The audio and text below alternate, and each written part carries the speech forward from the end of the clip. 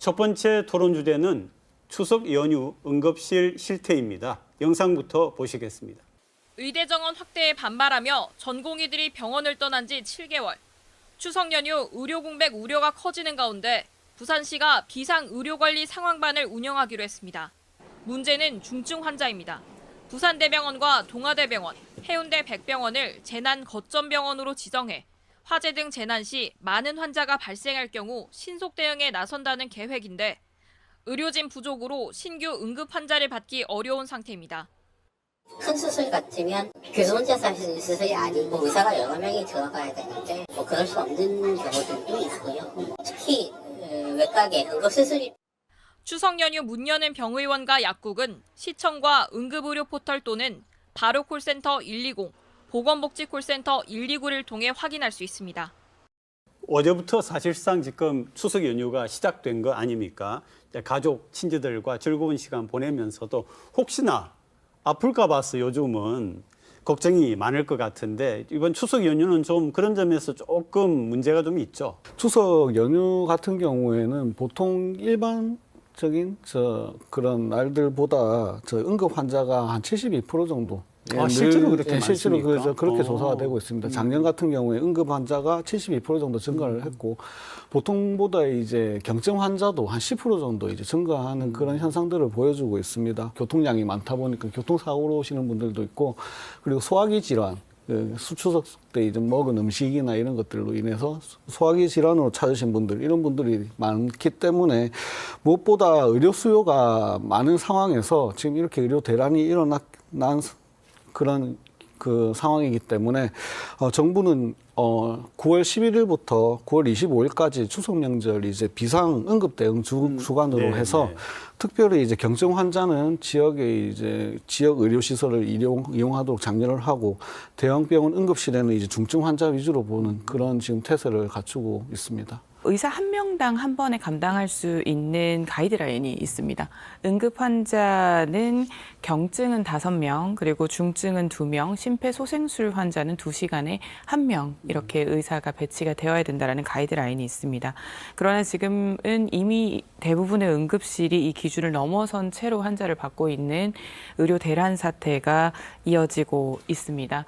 우리 국민들께서 불안해하고 계십니다. 10에서 15년 뒤를 바라본 미래의 혁신이라고 해서 현실의 국민을 보호하지 못하는 부분에 대해서 생각을 할 때가 온 것 같고요. 최선보다는 좀 차선이 필요하다라는 말씀 드리면서 함께 진행을 해보도록 하겠습니다. 네. 저는 추석 때 그 의료비에 할증이 붙는다는 게 이번에 처음 알았습니다. 그런데 이번에는 좀 더 높게 책정이 된다는데 사실입니까? 보험 수가 지원을 통해서 이제 병원 의원 진찰료 그리고 약국 조제료를 이제 공휴일 가산율이 30%였던 것을 지금 이제 50%로 지금 높이도록 그렇게 했고요. 그리고 응급실 진찰료 같은 경우에도 기존의 150%에서 추가로 이제 100%를 더해서 총 3.5배를 지급하는 그런 지금 정책을 밝혔습니다. 그리고 응급실 내원 24시간 이내에 지금 시행하는 중증 응급 수술 같은 경우에 수가를 50% 가산해주는 그런 정책을 통해서 조금이라도 의료 대란임에도 불구하고 좀 더 많은 그 의료진들이 현장을 지키게끔 할 수 있는 그런 정책들을 지금 긴급 정책으로 지금. 그러니까 의료 수가의 대폭 인상. 우리 서 의원님도 좀 얘기해 주시죠. 네, 지금 같은 경우는 사실상 보상을 늘려서 연휴 당직 의료기간을 늘리겠다라는 취지로는 보입니다만 사실상 이미 의료 대란이 시작이 되어서 전공의는 이탈을 하고 있고 또 이제 전공의 대표들에 대해서는 경찰 조사도 시작이 되고 있는 만큼 추가적인 유입보다는 현장을 지키는 의사들에 대한 인센티브다라고 이제 보시면 좋을 것 같습니다. 토요일 야간 공휴일 진료비 가산 제도 자체가 적용이 되는 부분으로 보시면 좋을 것 같고요. 말씀 주신 대로 의료기관 같은 경우는 30에서 50%, 약국 같은 경우는 조제의 약 30% 정도가 이제 추가 청구가 되는 부분입니다. 그래서 이 연휴를 반납하고 현장을 지키는 부분들에 대한 의료 수가 반영이 되었다라고 보시면 좋을 것 같습니다. 네, 전공의들이 많이 의료 현장을 떠나고 이제 전문의들이 응급 의료를 맡고 있다고 들었습니다. 근데 제때 치료를 받기가 좀 어려울 만큼 지금 의료 손길이 부족하다 하는데 부산 같은 경우에 부산 응급실의 상황은 좀 어떻습니까? 현재는 더 어려운 상태이긴 합니다. 일반 응급실 병상 같은 경우에는 72.8%가 가동률이 지금 되고 있고요. 소아병상은 지금 이미 포화 상태인 상황이고, 네네. 그리고 최근에 이제 코로나19가 한번 유행을 했다가 지금 잠깐 잠식을 하고 있는데, 그 코로나19 격리병상 같은 경우에도 지금 95.4% 지금 가동률을 보이고 있습니다. 무엇보다 이런 응급 의료에 대한 의료진이 부족한 부분이 가장 지금 큰 문제로 지금 나타나고 있는데, 부산대학교 병원 같은 경우에는 응급의사가 지금 20명이 상황이었는데 지금 9명으로 지금 감소했고요. 네. 지금 동아대학교 병원 같은 경우에는 17명에서 6명, 그리고 해운대 백병원 같은 경우에는 15명에서 지금 12명으로 지금 감소한 상황입니다.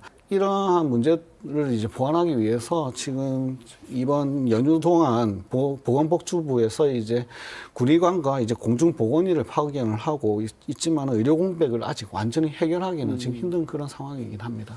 부산 같은 경우도 100여 곳이 넘는 병원이 추석 연휴 기간 문을 연다고는 합니다. 응급실 같은 경우도 37곳 정도 운영을 할 예정인데 문제는 응급실 문은 열어도 수술할 의사가 없다라는 부분입니다. 그렇겠네요. 그래서 네. 재기능을 하지 못하는 병원이 적지 않을 것을 지금 의료계에서는 굉장히 우려하고 있는 상황입니다. 대한응급의학의사회에서는 현재의 응급의료 시스템으로는 환자 3명 중 1명은 제때 치료를 받지 못할 것이다라고 현재 예상을 큰일인데요. 하고 있습니다.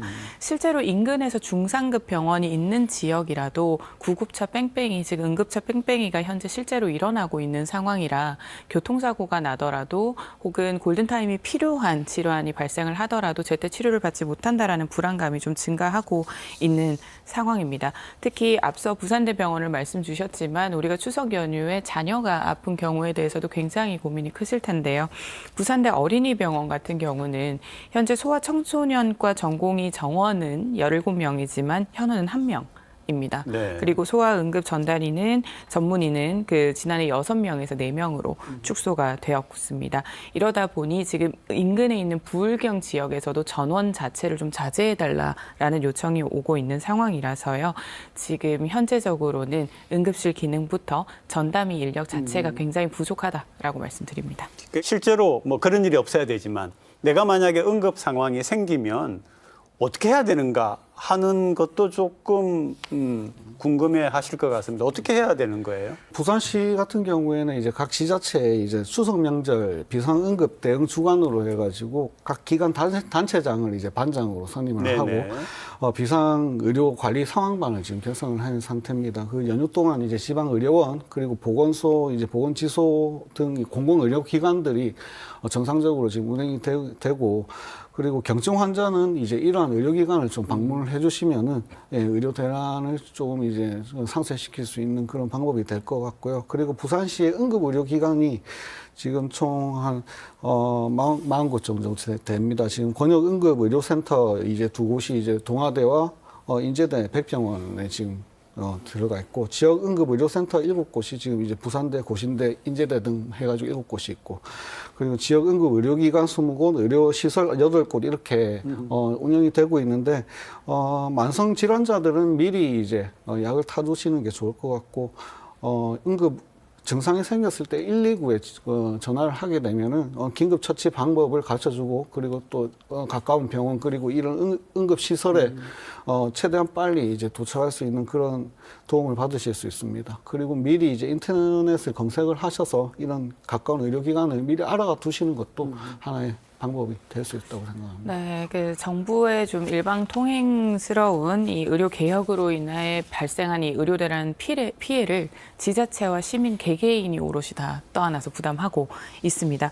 말씀하신 것처럼 부산에서 추석 연휴에 여는 병의원은 지난 설 연휴 대비는 1.4배 배에서 약국은 2배까지 늘기는 했습니다. 그럼 이곳에 대한 정보를 얻으시는 게 중요할 텐데 부산시의 누리집이나 응급의료 정보 제공 앱이 있습니다. 좀 다운 받으셔서 미리미리 조금 보시면 좋을 것 같고요. 실질적으로 약국에서 지금 상비약을 구비하시는 시민들도 굉장히 증가하셨다라고 해요. 뭐 감기 몸살이나 복통 같은 경우는 그런 상비약을 미리 준비해 두시는 것도 도움이 되겠습니다. 그러니까요. 이번 추석 연휴를 좀 무사히 넘긴다고 해도 사실은 지금 의료 대란 이 자체가 끝나야 우리 국민들, 시민들 불안감이 없어질 것 같은데 간단하게 한번 전망해 보죠. 어떻게 보세요? 앞으로 잘 풀립니까? 지난 2월 달부터 아마 이 상황이 계속 지속돼 왔을 겁니다. 그 당시에도 제가 이런 상황이 장기화되면은 저희 정부 여당에 좀 부담으로 올 것이라고 예측을 했었는데 최근에 들어서 이제 여야 의정 협의체를 구성해서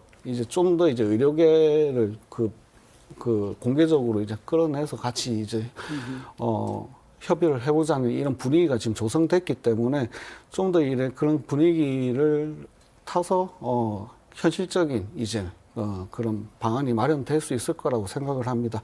다만 저 의료 개혁이란 부분에 있어서 정부에서 이렇게까지 강하게 하는 이유는 그동안 지금 의사들이 부족해서 겪는 이제 의료 대란이 있지만은 앞서 말씀 주신 것처럼 필수 의료 인력이 부족했기 때문에 의료 대란이 있었던 부분들도 있습니다. 그런 것들을 개선하기 위해서 정부가 아무래도 의지를 가지고 하는 그런 의료 개혁이었기 때문에 조금 지금 상황이 불편하더라도 조금 더 이제 국민 여러분들께서 이해를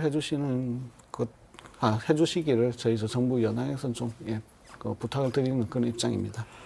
네, 뭐 필요성에 대한 부분은 국민 여론도 좀 지배적이었고 공감하는 부분은 있었지만 지금 현실은 국민들께서 불안해하고 계십니다. 순기능만 바라보고 뚝심으로만 밀어붙이기에는 굉장히 민감한 문제입니다. 그렇기 때문에 앞서도 말씀드린 것처럼 최선보다 차선을 지금은 좀 찾아야 되는 상황이고 모두가 함께 한 테이블에 앉아서 제로 베이스로 함께 다시 논의를 할 수 있는 분위기부터 추석 이후에는 마련이 되어야 할 것 같습니다만 사실상 최근에 대통령께서 발언하신 부분 중에 현장을 가보라 라고 이렇게 말씀을 하시면서 진행이 되었던 부분은 현실 인식이 조금 현상과 동떨어진 것은 아닌가라는 국민의 불안감이 더 증폭된 상황도 발생을 했습니다. 이 불안감을 최대한 잠재울 수 있도록 좀 대승적인 판단을 하셔서 함께 논의해 주시길 바랍니다. 그 발언이 나온 이후에 또 이제 상황이 여야 의정 협의체를 구성하자면서 이제 제로 베이스에서 논의를 하겠다 그런 입장이 나왔기 때문에 한번 기대를 해보아도 좋을 것 같습니다.